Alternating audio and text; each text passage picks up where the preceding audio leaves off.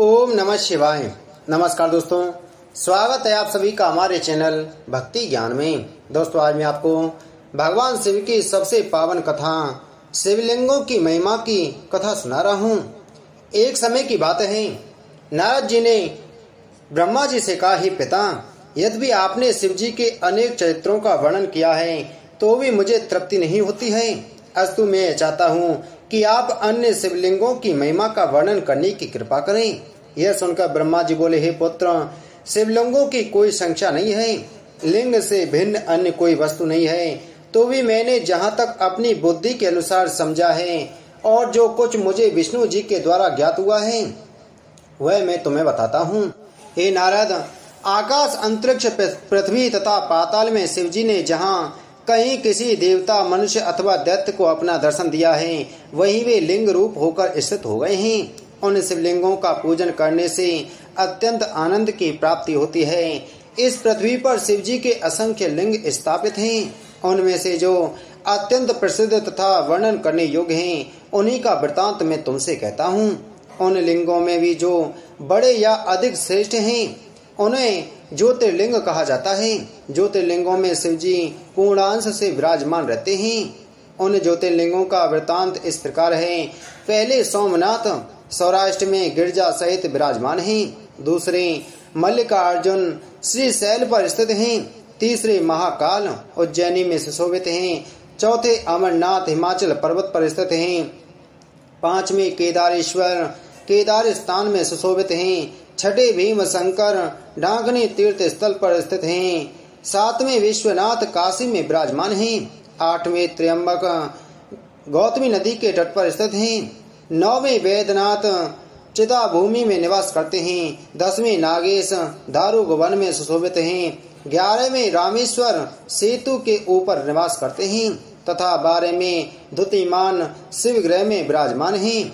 जो व्यक्ति प्रभात के समय पवित्र होकर इन 12 ज्योतिर्लिंगों के नाम लेता है, उसके संपूर्ण मनोरथ पूर्ण होते हैं। हे नारद, इन ज्योतिर्लिंगों का प्रभाव तथा महिमा अप्रमेय है। मोक्ष केवल 4 प्रकार के व्यक्तियों को ही मिलता है। वे यह हैं, शिव जी के भक्त, वेद पाठी, ज्ञानी तथा ध्यानी। ज्योतिर्लिंगों के दर्शन करने से नपुंसक तथा पापी मनुष्य भी ब्राह्मण का जन्म पाकर मुक्त हो जाते हैं। अस्तु, ज्योतिर्लिंगों का दर्शन, सेवन, स्मरण तथा पूजन अवश्य करना चाहिए। अब मैं तुमसे उपलिंगों का अलग अलग वर्णन करता हूँ। पहले अंतकेश अथवा सोमेश्वर उस स्थान पर विराजमान है जहाँ महासागर नामक समुद्र स्थित है। दूसरा रुद्र नामक उपलिंग भ्रको कक्ष में है। तीसरे उपलिंग का नाम दुग्धेश है। चौथे का कदम्बेश, 5वें का भूमीश, 6ठे का भीमेश्वर, 7वें का लोकनाथ, 8वें का त्र्यंबक अथवा त्रिनयन, 9वें का वैजनाथ, 10वें का भूतेश्वर, 11वें का गुप्तेश्वर तथा 12वें का व्याघ्रेश प्रसिद्ध है। इन उपलिंगों के दर्शन से मनुष्य को अत्यंत आनंद प्राप्त होता है। हे नारद, अब तुम उन शिवलिंगों का वर्णन सुनो जो पूर्व दिशा में स्थित हैं। तीर्थराज प्रयाग में ब्रह्मा जी द्वारा स्थापित ब्रह्मोश्वर लिंग विराजमान है। सोमेश्वर नामक शिवलिंग दशाश्वमेध तीर्थ पर स्थित है। भारद्वाजेश्वर तथा माधवेश नामक शिवलिंग शिवटंग में स्थित है। नागेश्वर नामक शिवलिंग संकटेश्वर नगर में स्थित है। काशी में अभिमुक्तेश्वर के अतिरिक्त वृद्धावाल, कृतबालेश्वर, तिलभांडेश्वर, दशाश्वमेघेश्वर, मणिकृतेश्वर, तारेश्वर, गौधूमेश्वर, महाभूतेश्वर, केदारेश्वर, रामेश्वर, भक्तेश्वर, पूरेश्वर तथा सिद्ध नागेश्वर नामक शिवलिंग भी विराजमान हैं। पंत नरेश में दूसरेश्वर तथा मृगेश्वर नामक शिवलिंग हैं। वेदों ने जिसकी महिमा का वर्णन किया है, उस बैजनाथ धाम में नागेश्वर, सिद्धेश्वर, विमलेश्वर, कामेश्वर, व्यागेश्वर, भांडेश्वर, ओंकारेश्वर, कुमारेश्वर, शुक्रेश्वर, भटेश्वर, सुरेश्वर, भीमेश्वर, भूतेश्वर, ज्ञानेश्वर, पूर्वेश्वर, कोटेश्वर, स्वप्नेश्वर, कर्दमेश्वर तथा अचलेश्वर नामक शिवलिंग विराजमान हैं। पुरुषोत्तमपुरी में भुवनेश्वर नामक शिवलिंग है। वहां शिव जी अपने गुरु जगन्नाथ जी के बदले स्थित होकर सब लोगों की मनोकामनाओं को पूर्ण करते हैं। यह सब लिंग पूर्व दिशा में स्थित हैं। ब्रह्मा जी ने कहा, हे नारद, अब मैं मतंग यंद लिंग का वर्णन करता हूँ। एक बार कलयुग के प्रारंभ में मैंने ये इच्छा की कि मुझे एक ऐसा यज्ञ करना चाहिए जिससे धर्म की वृद्धि हो तथा संपूर्ण पाप नष्ट हो जाएं। अस्तु, ऐसा निश्चय करके मैं विष्णु जी के समीप गया और उन्हें अपना मनोरथ कह सुनाया। तदुपरांत मैंने उनसे यह प्रार्थना की कि आप मुझे कोई ऐसा स्थान बता दीजिए जो अत्यंत पवित्र तथा सुंदर हो और जहां जाकर मैं अपने यज्ञ को निर्विघ्न कर सकूं। उस समय विष्णु जी ने मुझे यह उत्तर दिया, हे ब्राह्मण, चित्रकूट नामक जो सिद्ध पर्वत है उसे देखने मात्र से ही मनुष्य पाप रहित हो जाता है। वहाँ मंदाकिनी नदी बहती है जिसमें स्नान करने से संपूर्ण पाप नष्ट हो जाते हैं। वह नदी पर्वत के बीच बहती हुई धनुष के समान प्रतीत होती है। वह स्थान मुझे अत्यंत प्रिय है। तुम वहाँ जाकर एक पुरी बसाओ और शिवलिंग की स्थापना करो। हम भी 12 अंगुल की प्रतिमा से प्रकट होकर तुम्हारे यज्ञ की वेदी में स्थित रहेंगे।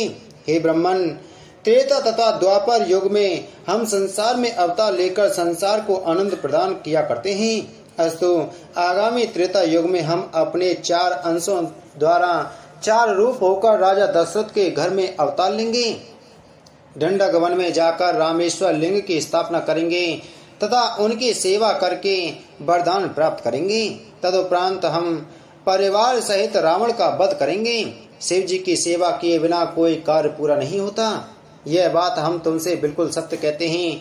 अतः तुम्हें भी उचित है कि तुम सर्वप्रथम शिवलिंग की स्थापना करो, तत्पश्चात यज्ञ करना। हे नारद, विष्णु जी की आज्ञा अनुसार मैंने चित्रकूट पर्वत पर पहुंचकर शिवलिंग की स्थापना की तथा अपने सभी पुत्रों एवं देवताओं सहित उस लिंग की बहुत प्रकार से पूजा तथा स्तुति की। उस समय हमारी सेवा से प्रसन्न होकर शिवजी ने वहां प्रकट होकर दर्शन दिए और कहा, हे ब्राह्मण, तुम जो चाहो वह वर हमसे मांग लो। यह सुनकर मैंने निवेदन किया, हे प्रभु, आप मेरे ऊपर कृपा करके अपने पूर्णांश सहित इस लिंग में स्थित रहें।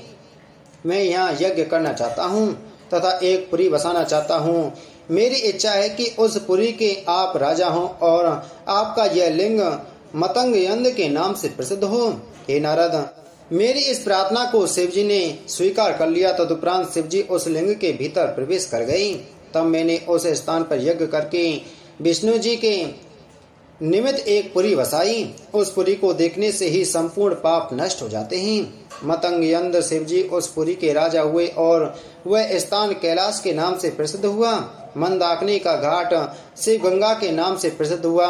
वहां स्नान करने से संपूर्ण पाप नष्ट हो जाते हैं। जो मनुष्य प्रातःकाल मंदाकिनी में स्नान करके मतंग यंद शिवजी का पूजन करता है वह संपूर्ण मनोरथों को प्राप्त करता है तथा मृत्यु के उपरांत शिवलोक में जाता है। हे नारद, संकर्षण पर्वत की पूर्व दिशा की ओर जहाँ कोट नामक परम पवित्र तीर्थ है वहीं कोटेश्वर नामक शिवलिंग स्थापित है। उस तीर्थ में स्नान करने से तथा कोटेश्वर लिंग के दर्शन, सेवन एवं पूजन करने से संपूर्ण पाप नष्ट हो जाते हैं। हे नारद, चित्रकूट के दक्षिण की ओर से कुछ आगे चलकर पश्चिम की ओर तुगारण्य नामक पर्वत है जहाँ गोदावरी नदी बहती रहती है। उस स्थान पर पशुपति नामक शिवलिंग स्थित है। जो मनुष्य गोदावरी में स्नान करने के उपरांत उस लिंग का पूजन करता है वह संसार में सदैव प्रसन्न बना रहता है। रामचंद्र जी ने भी गोदावरी में स्नान करने के उपरांत पशुपति लिंग का पूजन किया था। हे नारद, उक्त स्थान से दक्षिण की ओर कालंजर नामक पर्वत है। वह तीनों लोकों में प्रसिद्ध है और वहाँ बहुत से लोगों ने तपस्या करके सिद्धि प्राप्त की है। वहाँ मुक्त क्षेत्र नामक स्थान है जो संपूर्ण पापों को नष्ट करके अत्यंत आनंद प्रदान करता है। उस स्थान पर नीलकंठ नामक शिवजी का लिंग है जिसे देखने से ही संपूर्ण मनोकामनाएं सिद्ध होती हैं। वहाँ शिवजी गिरजा सहित विराजमान रहते हैं। उस लिंग की पूजा करके देवता, मुनि तथा सिद्ध आदि ने परमगत पद को प्राप्त किया है। ब्रह्मा जी बोले, हे पुत्र, मैंने नीलकंठ शिवलिंग का जहाँ वर्णन किया है उसके दक्षिण की ओर अत्रीश्वर नामक शिवजी का लिंग विराजमान है। वह लिंग मधुवन में स्थित है। हमारे पुत्र अत्रि ने, जिसकी पत्नी का नाम अनसुईया है, चित्रकूट पर्वत पर अपनी पत्नी सहित शिवजी का ध्यान धरकर घोर तपस्या की थी। उन्हीं दिनों ऐसा अकाल पड़ा कि 100 वर्षों तक संसार में पानी नहीं बरसा। इसलिए बस ऋषि मुनि तथा संसारी प्राणी दुखी हो गई। उस अवस्था में दिनों दिन शुभ कार्य घटने लगे तथा अकर्मों की वृद्धि होने लगी। संसार की ऐसी दशा को देखकर अनुसुईया ने अत्रि से यह कहा, हे पति, आप कोई ऐसा उपाय कीजिए जिससे जल की वर्षा हो और संसार को आनंद प्राप्त हो। परंतु अत्रि मुनि उस समय शिवजी के ध्यान में मग्न थे, अस्तु उन्हें अनुसुईया के शब्द सुनाई नहीं पड़े। उस समय अनुसुईया दृढ़ता पूर्वक पार्थिव पूजन करने लगी। हे नारद, अनुसुईया के तप से प्रसन्न होकर शिवजी उनके सम्मुख प्रकट हुए। उस समय शिवजी का दर्शन प्राप्त करने के हेतु सभी देवता तथा ऋषि मुनि उसी स्थान पर आ पहुँचे। अत्रि और अनुसुईया की उस तपस्या तथा सौभाग्य को देखकर सब लोगों को अत्यंत आश्चर्य हुआ और विष्णु जी आदि सब देवताओं ने एक स्वर से यह घोषित किया कि तप एवं उपासना के निमित्त शिवजी से अधिक श्रेष्ठ अन्य कोई नहीं है। वेद ने भी यह बात कही है। तत्पश्चात सब देवता आदि तो अपने अपने स्थान को चले गए, परंतु शिवजी वहीं स्थित रहे। शिवजी के कारण गंगा भी वहीं रह गई। इस प्रकार अत्रि मुनि को तपस्या करते हुए 54 वर्ष का समय और व्यतीत हो गया। एक दिन अत्रि मुनि ने अपने ध्यान को छोड़कर अनुसुईया से जल मांगा। तब अनुसुईया कमंडलू हाथ में लेकर जल प्राप्त करने के लिए वन में इधर उधर भ्रमण करने लगी। उस समय अनुसुईया को चिंतित देखकर गंगा ने उनके समीप पहुंचकर यह कहा, हे अनुसुईया, भला यह तो बताओ कि तुम कहाँ जा रही हो। गंगा के मुख से ऐसे वचन सुनकर अनुसुईया ने प्रसन्न होकर पूछा, हे बहन, तुम कौन हो और किस लिए खड़ी हो। तुम्हें देखने से मेरे हृदय में अत्यंत प्रीति उत्पन्न हुई है, इसलिए तुम मुझे अपना सब वृतांत बताओ। उस समय गंगा ने उत्तर दिया, हे अनुसुईया, मेरा नाम गंगा है और मैं तुम्हारे अधीन हूँ। अब तुम्हें जो चाहिए वह वर मुझसे मांग लो। यह सुनकर अनुसुईया ने कहा, हे गंगे, यदि ऐसी बात है तो तुम यहीं रहो और मुझे अपने पति के लिए जल प्रदान करो। यह सुनकर गंगा वहीं स्थित हो गई। तदुपरांत उन्होंने अनुसुईया के कमंडलू को जल से भर दिया। अनुसुईया उस जल को लेकर अत्रि के पास जा पहुंची। तब अत्रि ने जल पीकर अनुसुईया से पूछा, हे प्रिय, तुम यह जल कहाँ से लाई हो। अनुसुईया ने उन्हें सब हाल कह सुनाया। उस वृतांत को सुनकर अत्रि मुनि अपने आसन से उठकर गंगा के समीप जा पहुंचे और वहां स्नान करके स्तुति करने लगी। अनुसुईया ने भी अत्यंत प्रसन्नता पूर्वक गंगा में स्नान किया। उस समय गंगा ने अत्रि तथा अनुसुईया से इस प्रकार कहा, तुम्हारी तपस्या पूर्ण हो चुकी है, अस्तु अब मैं यहाँ से जाती हूँ। गंगा के ऐसे वचन सुनकर अत्रि और अनुसुईया ने उनसे वही रहने की प्रार्थना की। तब गंगा ने यह कहा कि यदि तुम मुझे 1 वर्ष के लिए शिव पूजन का फल प्रदान करो तो मैं यहाँ रह सकती हूँ। अनुसुईया ने इस बात को स्वीकार कर लिया तथा गंगा वहीं स्थित हो गई। उसी समय शिवजी भी अपने मुख्य चिन्हों सहित उस स्थान पर प्रकट हो गए। शिवजी के दर्शन पाकर अत्रि तथा अनुसुईया अत्यंत प्रसन्न हुए और प्रार्थना करते हुए यह कहने लगे, हे प्रभु, आप यहीं पर स्थित रहिए। अत्रि की प्रार्थना स्वीकार कर शिवजी गंगा सहित उस लिंग में स्थित हो गए जिसकी स्थापना अत्रि तथा अनुसुईया ने की थी। अत्रि ने जो लिंग स्थापित किया था वह अत्रीश्वर शिवलिंग के नाम से प्रसिद्ध हुआ तथा गंगा मंदाकिनी नाम से विख्यात हुई। तब अनेक ऋषि मुनि अपने परिवार सहित उस स्थान पर आ रहने लगे। शिव जी की कृपा से उसी समय संसार में बड़े जोर की वर्षा हुई जिससे सब प्राणियों को आनंद प्राप्त हुआ। जो मनुष्य अत्रीश्वर शिवलिंग के दर्शन करता है उसके सब मनोरथ पूर्ण होते हैं। ब्रह्मा जी ने कहा, हे नारद, नर्मदा नदी के तट पर असंख्य शिवलिंग हैं, उनकी गणना किसी प्रकार नहीं हो सकती। उस नदी में जितने भी पत्थर पड़े हुए हैं वे सब शिव रूप हैं, उनकी महिमा अपार है। मैं उनमें से प्रसिद्ध प्रसिद्ध लिंगों का वर्णन करता हूँ। उन शिवलिंगों के नाम इस प्रकार हैं: अवतारेश्वर, परमेश्वर, सुखेश्वर, ब्रह्मेश्वर, रमेश्वर, विमलेश्वर, मदनेश्वर, कुमारेश्वर, पुंडरीकपति, मंडपेश्वर, तीक्ष्णेश्वर, धनुरेश्वर, शूलेश्वर, कुंभेश्वर, कुबेरेश्वर, भीमेश्वर, सूर्येश्वर, नागेश्वर, रामेश्वर, नंदेश्वर, कंटकेश्वर तथा चंद्रेश्वर। जिस स्थान पर नदी समुद्र में मिलती है वहाँ घृतकेश नामक शिवजी का लिंग स्थापित है। रेवा नदी के तट पर नंदिकेश्वर शिवलिंग स्थित है। वहीं ब्रह्मत्याहर नामक तीर्थ भी है। इतनी कथा सुनकर नारद जी ने कहा, हे पिता, आप ब्रह्म हत्या हर तीर्थ तथा नंदिकेश्वर शिवलिंग की महिमा का वर्णन विस्तार पूर्वक करने की कृपा करें। ब्रह्मा जी बोले, हे पुत्र, एक समय कौरवों और पांडवों में महाभयानक युद्ध हुआ जो महाभारत के नाम से प्रसिद्ध है। युधिष्ठिर आंतरिक रूप से लज्जित तथा दुखी बने रहे। एक दिन उन्होंने अत्यंत व्याकुल होकर श्री कृष्ण जी से यह कहा, हे प्रभु, मैंने अपने कुल को नष्ट किया है, जिसके कारण मुझे अनेक प्रकार की हत्याओं का पाप लगा है। अस्तु आप मुझे कोई ऐसा उपाय बताइए जिसके द्वारा मैं उन हत्याओं के पाप से मुक्त हो सकूं। राजा युधिष्ठिर की यह वचन सुनकर श्री कृष्ण ने कहा, हे धर्मराज, नंदकेश्वर नामक शिवलिंग का दर्शन करने से संपूर्ण पाप नष्ट हो जाते हैं। नंदकेश्वर लिंग के समीप जो रेवा नदी बहती है, वहीं ब्रह्म हत्या हर नामक तीर्थ स्थित है। उस तीर्थ की महिमा तीनों लोकों में प्रसिद्ध है। वहाँ किसी प्रकार के कलेश का लेश भी नहीं पाया जाता। तो मैं उस स्थान की महिमा के संबंध में एक कथा सुनाता हूँ। हे राजन, उस स्थान पर अतथ्य वंश में उत्पन्न एक ब्राह्मण रहा करता था। अवस्थानुसार वह काशी में जाकर मृत्यु को प्राप्त हुआ। उसके 7 पुत्र थे। पिता की मृत्यु के बाद उन पुत्रों ने पिता के सब धन को आपस में बांट लिया। कुछ दिनों बाद जब उन लड़कों की माता की मृत्यु का समय समीप आया, उस समय उसने अपने पुत्रों से यह कहा कि मेरी इच्छा काशी में मरने की थी, परंतु अब वहां मेरा पहुंचना अत्यंत कठिन है। इसलिए मैं यह चाहती हूं कि जब मेरी मृत्यु हो जाए तो तुम मेरी हड्डियों को काशी जी में पहुंचा देना। माता की इस बात को बड़े पुत्र ने स्वीकार कर लिया। तदुपरांत जब उस वृद्धा की मृत्यु हो गई तो क्रिया कर्म करने के पश्चात स्वभाव नामक बड़ा पुत्र उसकी अस्थियों को लेकर अपने एक सेवक के साथ काशी जी को चल दिया। पहले दिन वह अपने घर से चलकर 20 योजन की दूरी पर एक गांव में पहुंचा और वहां एक ब्राह्मण के घर ठहरा। उस समय यह चैत्र हुआ कि जब 4 घड़ी रात्रि व्यतीत हुई, तब घर का स्वामी घर के भीतर पहुंचा और उसने यह चाहा कि गौ को घर में बांधकर उसका दूध दोहे। उसी समय गाय के बछड़े ने क्रुद्ध होकर उस ब्राह्मण को एक लात ऐसे जोरों की मारी कि वह मूर्छित होकर पृथ्वी पर गिर पड़ा। जब उसे चेतना प्राप्त हुई तो उसने उस बछड़े को इतना मारा कि वह भी मूर्छित होकर पृथ्वी पर गिर पड़ा।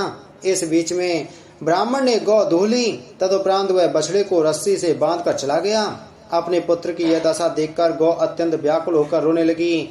गाय ने प्रातः काल जब ब्राह्मण का पुत्र मुझे धोने के लिए आवेगा, तब मैं अपने सींगों से छेद कर उसे मार डालूंगी।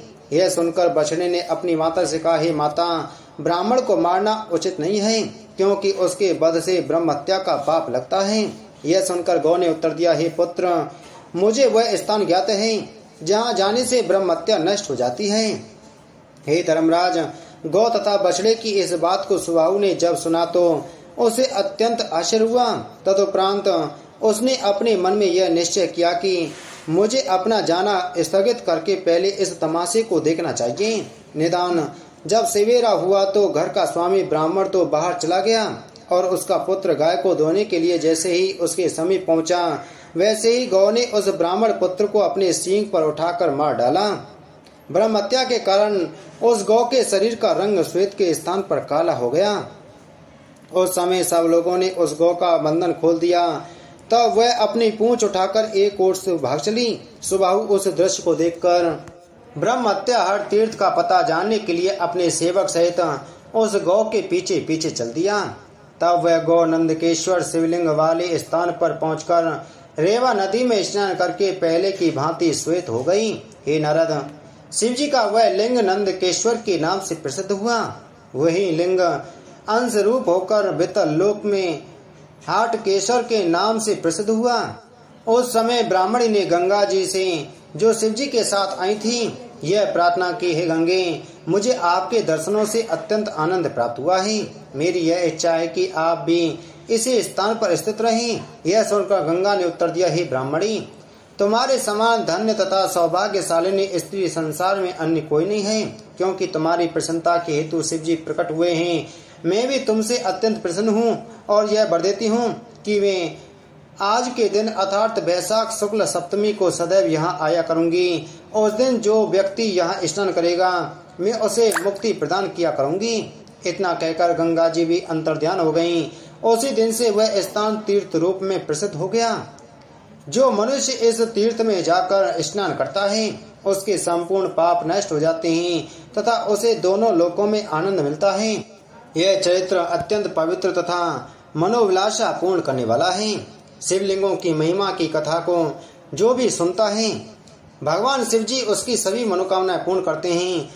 उसकी सभी मनोकामनाएं पूर्ण होती हैं और सभी पाप नष्ट हो जाते हैं। बोलो शिव शंकर भगवान की जय।